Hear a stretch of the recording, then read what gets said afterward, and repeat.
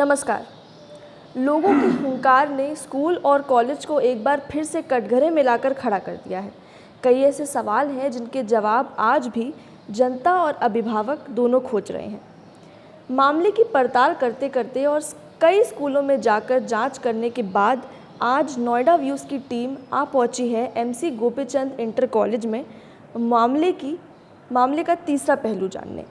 तो इसी सिलसिले में आज चर्चा करने हमारे साथ मौजूद हैं एमसी गोपीचंद इंटर स्कूल के chairperson Kartar Singh. Sir, corona की जो तंगी चल रही है उसने आपके स्कूल पर क्या प्रभाव डाला है? चाहे वो फीस हो, चाहे वो एडमिशन की प्रक्रिया हो, क्या प्रभाव पड़ा है स्कूल पर? मैडम, स्कूल पर बुरा प्रभाव पड़ा है क्योंकि बच्चों की फीस नहीं आ पा रही है। एडमिशन 9 के बराबर हो रहे हैं क्योंकि गार्जियंस अपने बच्चों को एडमिशन इसलिए नहीं दिला पा रहा क्योंकि स्कूल बंद हैं। और जिन बच्चों की फ़ीस आनी चाहिए, लगभग 25% बच्चों की फ़ीस आ रही है और वो बच्चे ऑनलाइन पढ़ रहे हैं। बाकी बच्चे अपने घर पर बैठे हैं, इसलिए सभी विद्यालय आर्थिक तंगी को भुगत रहे हैं। सर, आप कह रहे हैं कि आर्थिक तंगी भुगत रहे हैं स्कूल, लेकिन जहां पर कई स्कूलों में एडमिशन नहीं आ रहे हैं, अभिभावक जो हैं वो ऑनलाइन क्लास करवाने से कतरा रहे हैं बच्चों को, उसी जगह आपके स्कूल ने कैसे जो स्ट्रेंथ है बच्चों की वो मेंटेन कर रखी है? औरों के मुकाबले काफ़ी बच्चे हैं आपके स्कूल में जो अभी भी सक्रिय हैं और पढ़ रहे हैं। उसका कारण एडमिनिस्ट्रेशन कि हम ऑनलाइन क्लास को बहुत मजबूती से और बहुत अच्छे ढंग से पढ़ा रहे हैं। जैसे गांवों में समस्या है, मोबाइल फ़ोन, जैसे 2 बच्चे पढ़ते हैं, 3 बच्चे पढ़ते हैं, उनके पास मोबाइल नहीं है, तो हमने टाइम टेबल का जो शेड्यूल बनाया है वो सुबह 8 से लेकर 6 बजे तक का बनाया है, जिससे हर क्लास का, जैसे 2 बहन भाई पढ़ते हैं तो एक मोबाइल से एक का शेड्यूल जो टाइम टेबल 8 बजे का है और एक का 2 बजे का है, एक ही मोबाइल से दोनों बहन भाई पढ़ लें।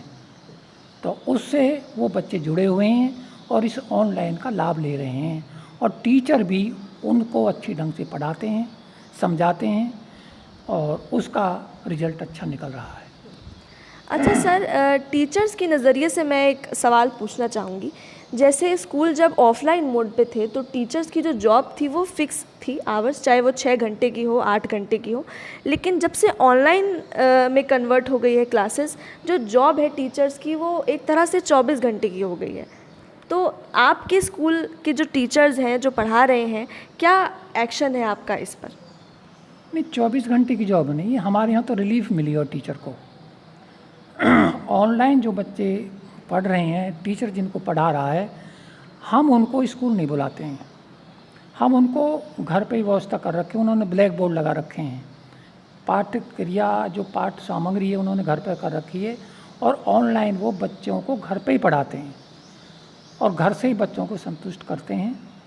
और उनको 6 घंटे की ड्यूटी नहीं है, हम प्रतिदिन एक टीचर को 3 सब्जेक्ट लगाते हैं और उनका जो शेड्यूल है ऐसा बनता है कि प्रतिदिन 3 सब्जेक्ट और एक सब्जेक्ट के लिए देते हैं 35 मिनट।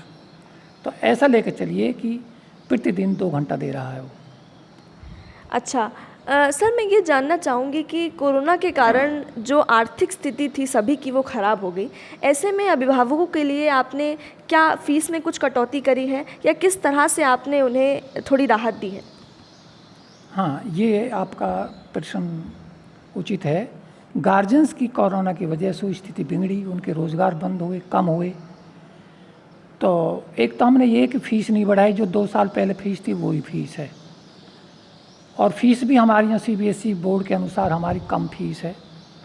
और 3 बच्चे जिसके बच्चे पढ़ते हैं, छोटे बच्चे की आधी फीस माफ़ कर रखी है हमने, और कोई विधवा है उसकी पूरी फीस माफ़ कर रखी है बच्चों की।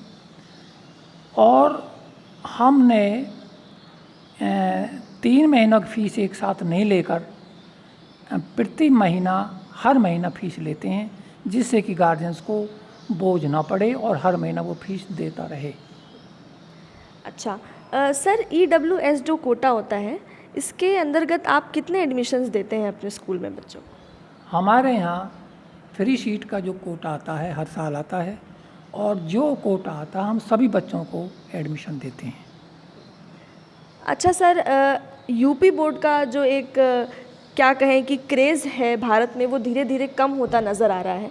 चाहे वो अभिभावक हों या कोई भी व्यक्ति हो भारत में, वो कहीं ना कहीं अपने बच्चों को CBSE या ICC की तरफ भेजता हुआ नज़र आ रहा है, बजाय यूपी बोर्ड के। तो सर, आपका भी जो स्कूल है वो पहले यूपी बोर्ड था, अब CBSE हो गया है। तो सर, ऐसी क्या मजबूरी थी या परिस्थितियाँ थी जिसके कारण आपको ये कदम उठाना पड़ा?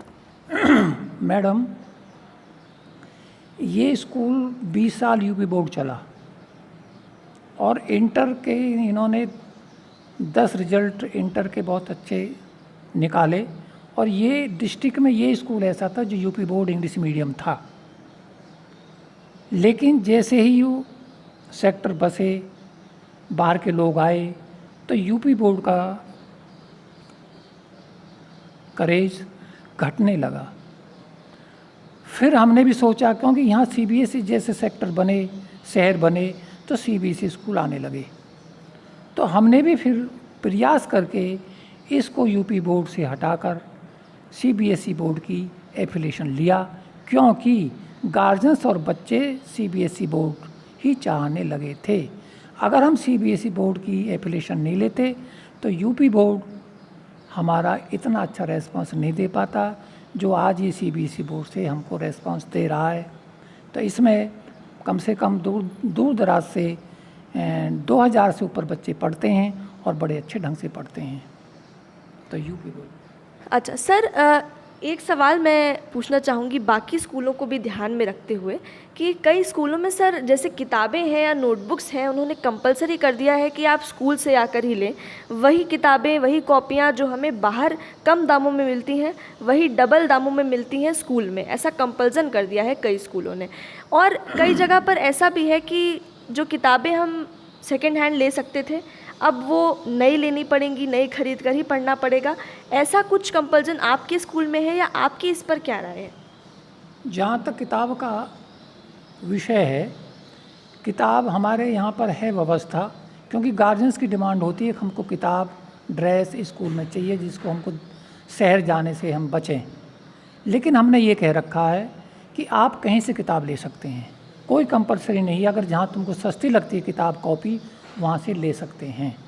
तो यहाँ कोई ऐसा प्रतिबंध नहीं है कि किताब या ड्रेस स्कूल से लेनी है, वो कहीं बाहर से ले सकता है। और जो बड़ा भाई है, जिसका बड़ा भाई था और उसकी किताब इस साल छोटे भाई को मिल सकती है, तो हमने ये कह रखा है कि बड़ा भाई से छोटे भाई अपनी किताब ले सकता है, उसको नई किताब लेने की आवश्यकता नहीं है। जी, आखिरी सवाल मेरा आपसे ये रहेगा कि जैसे स्कूल अब खुलेंगे धीरे धीरे, जब भी अगले साल या फिर साल के अंत तक एक बार फिर से संभावनाएं बनेंगी स्कूल खुलने की, तो किस तरह से आप सोशल डिस्टेंसिंग या फॉलो करवाएंगे अपने स्कूल में कि कोरोना से बच्चे जो हैं वो बचे रहें? उसके लिए हमारे यहाँ पूरी व्यवस्था है।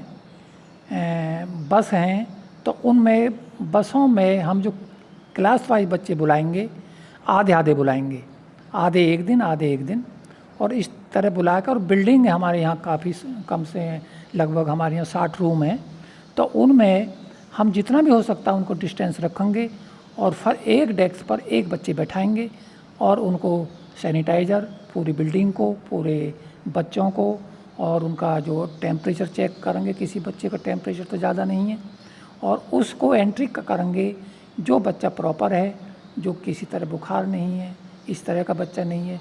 यानी हम सरकार की गाइडलाइन का पूरी तरह पालन करेंगे, जिससे कि इस महामारी से बच्चा बच सके।